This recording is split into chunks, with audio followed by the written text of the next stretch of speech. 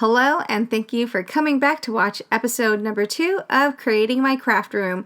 So today I want to talk about the word customize. For a lot of you watching, you might not like my color scheme, and that's okay because your craft room should be geared towards you. It should be a place that makes you happy, that makes you smile as soon as you see it. So of course I want to talk about customizing it. So today I want to show you guys what I'm going to put on top of these cabinets right here. I'm going to continue right where I left off on episode 1. I'm going to actually put some drawers on top of this cube right here. I'm going to use these Sterilite drawers. I can actually fit 9 of them, but I think what I want to do is just start off with 6 of them for now. So these are really great for like your 12 by 12 papers. I do have that for my 12 by 12 papers, or at least some of them, and I'll show you that as we progress into the craft room. This was $13.48 at Walmart, and I picked 6 of them up for $80.88 before taxes. You can also find this at Hobby Lobby. It's a little more expensive, $15.99. And of course, as you organize your craft room, you're going to need a calculator because you are going to want to find the best deals. So 6 of them at Hobby Lobby would be $95.94. 6 of them at Walmart is $80.88. So I saved about $15 by picking these up at Walmart. What can you do with $15? Hello, Dollar Tree, right? So you can pick up more organizers there. You can pick up about 12 or so organizers before taxes.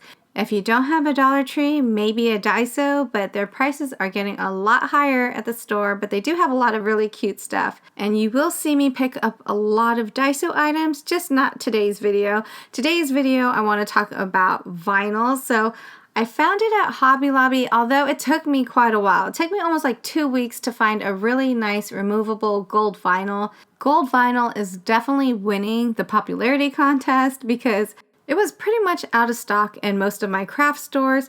So I'll be honest, when I saw this gold one, it wasn't really about the price point or the fact that the gold was all shimmery. I picked it up out of desperation because I'm like, if I don't pick it up now, how much longer am I going to wait to find gold vinyl? So I was like, okay, well, let me pick this up. I will say that one whole roll, I actually picked up 2 at the time. One whole roll specifically went to me messing up and just cutting out the wrong measurements, making it way too big or way too small, getting air bubbles in there. There is just a learning curve with this, and I do want to say this is a vinyl that you definitely want to read the reviews on first. It's kind of like one of those things where try at your own risk. Some people love it, some people hate it. It did not have like the best reviews, I will say.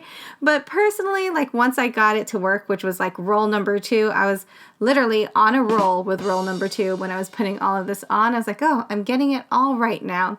So there are a few things you want to keep in mind. Number 1 is when you're putting it on here, I think it has to lay like flush. As you can see under the handle part right here, it overlaps a bit, and I don't know, this is definitely not scientific, but maybe that's why this one got air bubbles in it. That's what I'm guessing. And then this one right here, it's actually one of the very first ones that I was like, oh, okay, I get it now. But with this one, I kind of lifted the vinyl up a few times so you can kind of see like little lines or striations.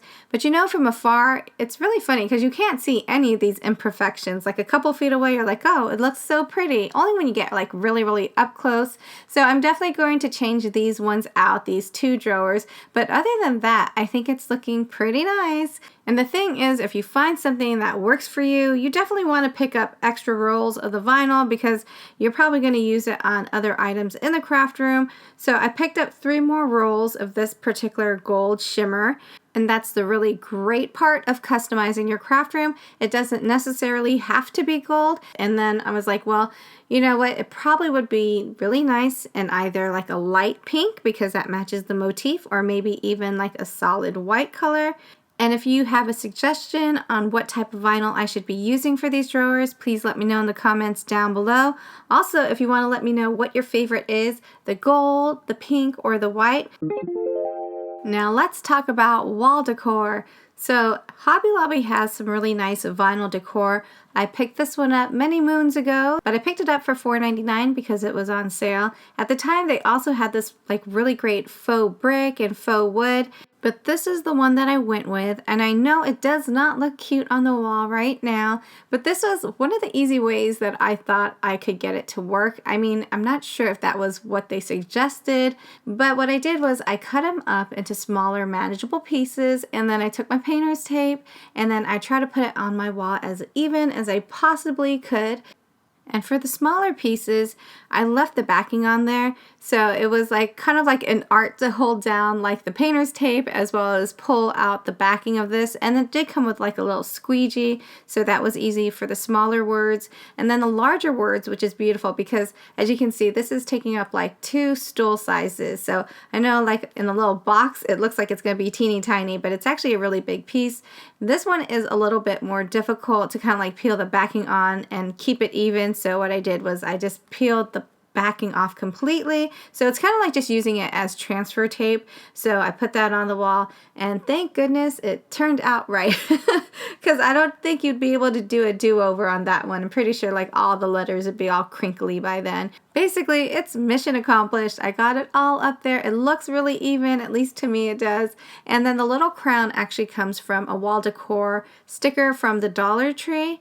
And so the message reads, be your beautiful self. And above that, I have this artwork that really inspired the color motif of my room. So I really love the gold, especially when there's light on it. It really picks up that nice shimmer on the gold.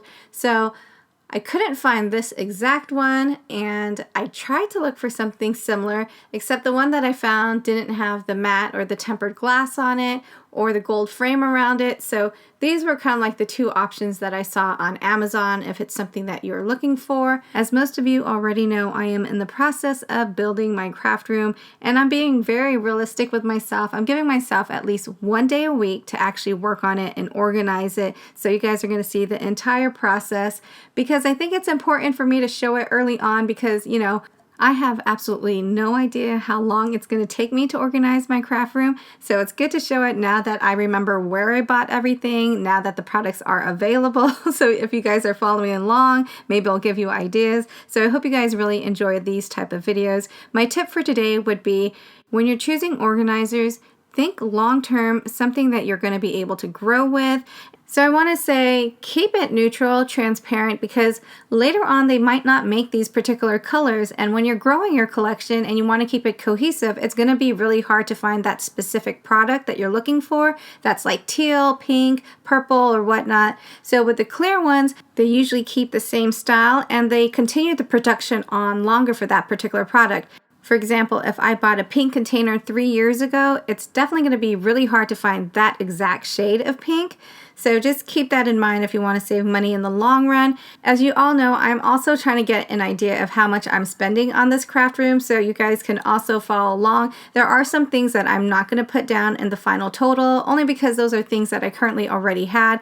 For example, the wall art. So this is from today's episode number 2. I'm going to add that on to last week's episode, which is episode 1, and drum roll for the total. So far with just this area alone, this is how much I spent, and I will be back with another episode next week. So if you are feeling the vibe, please don't forget to hit subscribe and the bell. That's going to notify you of all of my new videos, especially if you're following this series. I thank you all so much for watching, and I hope you all have a very wonderful day.